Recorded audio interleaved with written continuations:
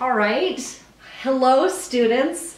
So we made it through last week's super snowy Monday and Tuesday, followed by the worst cold we've had in a long time, but it's better now. We all survived. If you've been in Michigan for a while, it's not that uncommon. It's a little chilly, but we're Michiganders, so, and we got a couple days off school, so it was kind of nice.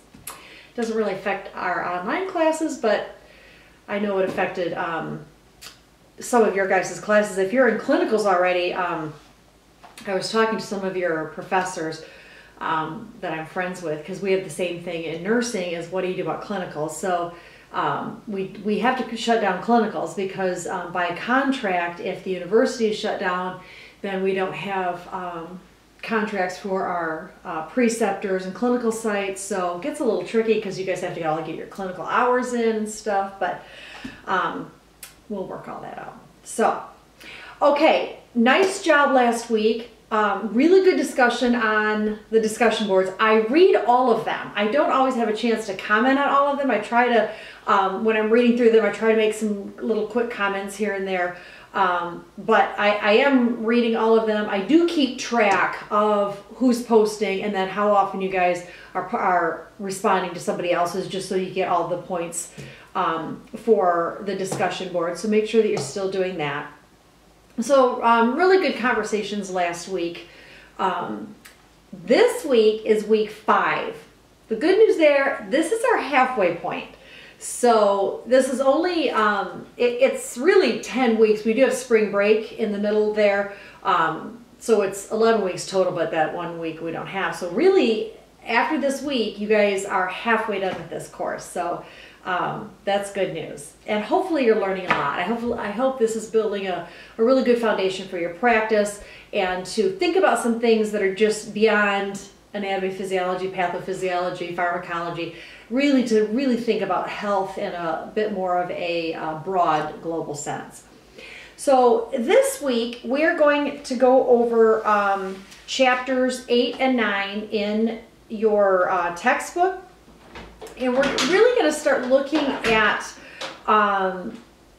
why do certain societies and why do certain communities and environments think a certain way about a certain health practice or a certain health behavior, and how do they arrive at that? Is it more of a nurturing thing? Is it coming out of nature? And how do we as healthcare professionals, how do we kind of guide and direct community thought and health behaviors? So that's really some stuff that we're going to think about from kind of a community perspective this week. There are a fair amount of readings, so if you'll open up week 5, content folder, there's a fair amount of readings in there that I want you to read. You don't have to, I'm not going to, there's no test on all of these, but I just want you to get a flavor and an understanding for what some of these articles are talking about. I do expect that when you're starting to write your paper, because you've got a reflection due this week, that you're going to be using some of these articles and start citing some of these articles, as well as the chapters in our book for this week. So I do want you to do some readings, but it's not like, you don't have to memorize all the stuff, is what I'm trying to say. A couple of things I want to point out to you. There's a whole file in your week 5 that is going to describe the readings that I want you to read this week. There is another file, it's called the Precede Proceed thing. Kind of take a look at that. That's a model that we use a lot when we're talking about developing community interventions. Community interventions are becoming quite big in healthcare because we're doing a lot of health promotion and risk reduction more than we used to just put out fires and put out, like we would just see people when they were sick. Now we're really trying to promote healthy behaviors in the first place. So kind of look through that model that I have. I did put some PowerPoints in there that kind of correspond with some of your readings. The other thing, before I talk about the application reflection paper this week, I wanted to talk about the group project.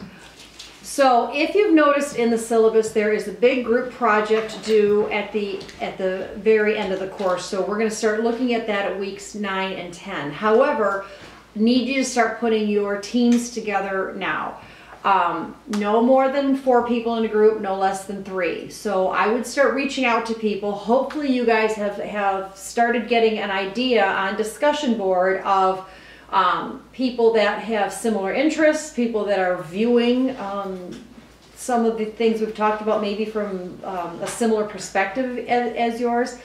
I'm sure a lot of you guys are with each other in the actual classroom. So start putting your teams together. Look at the syllabus for what this group project entails. Because it is a PowerPoint presentation. You will have to do some voiceover work with it. I will expect that everybody is participating and contributing. So that's going to take a little bit of coordination and effort. So just wanted to point out now, you've got a couple of weeks, but I want you to be thinking about it. I would like your groups and who's in the group sent to me by February 9th. If you need an extension, let me know. But that's kind of the goal here. So be looking at that. So now let's talk about your second application and reflection paper, which is due this week. The instructions for, there's no discussion board this week, so you don't have to post on the discussion board, so that'll offset, that'll take a little bit of pressure off there. So the paper that I want you to work on this week, and again, a couple of things. Make sure that you are using proper APA formatting.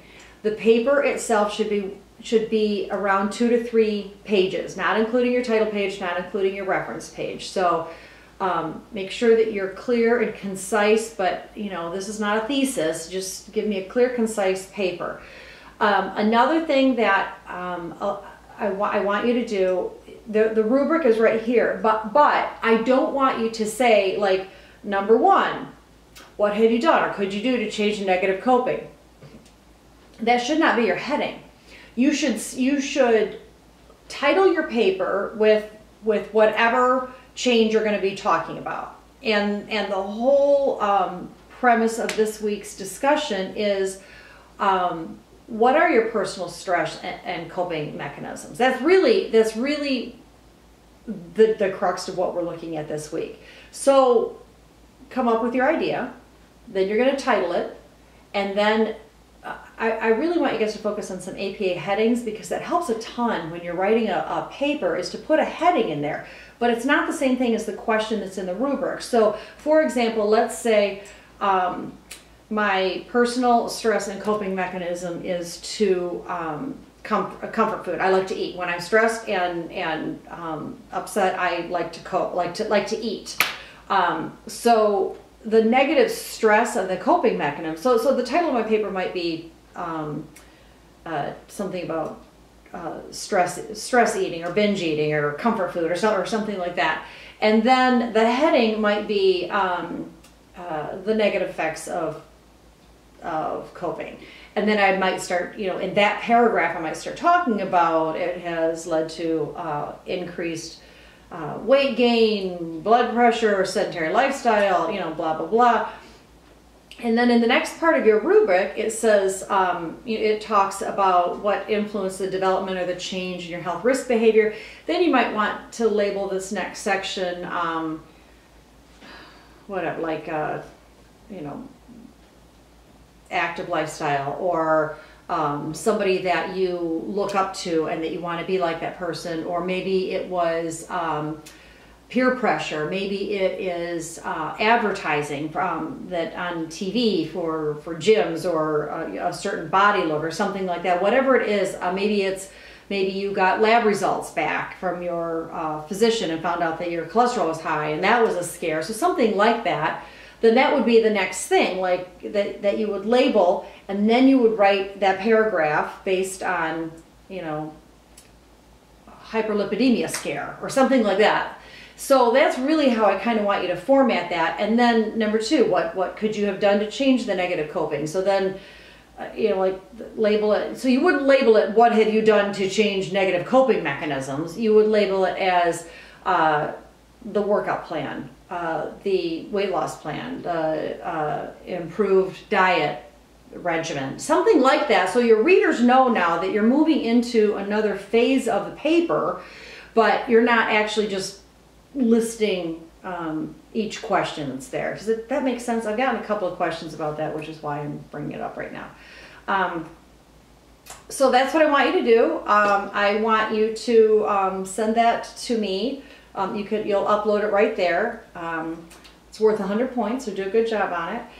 And that's it. So no discussion points. So what you have this is no discussion board. You will form your groups and you will write a reflection paper based on this week's reading. And there's a lot of reading, which is why we're not doing a discussion board. So hopefully that helps.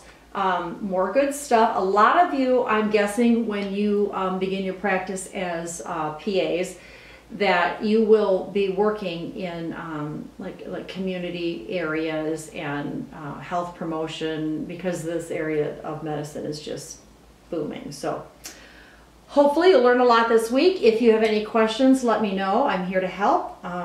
And as always, keep up the good work. I'm really proud of you guys. You're doing a nice job out there. And okay, all right, stay warm, and that's all I got. Have a good week.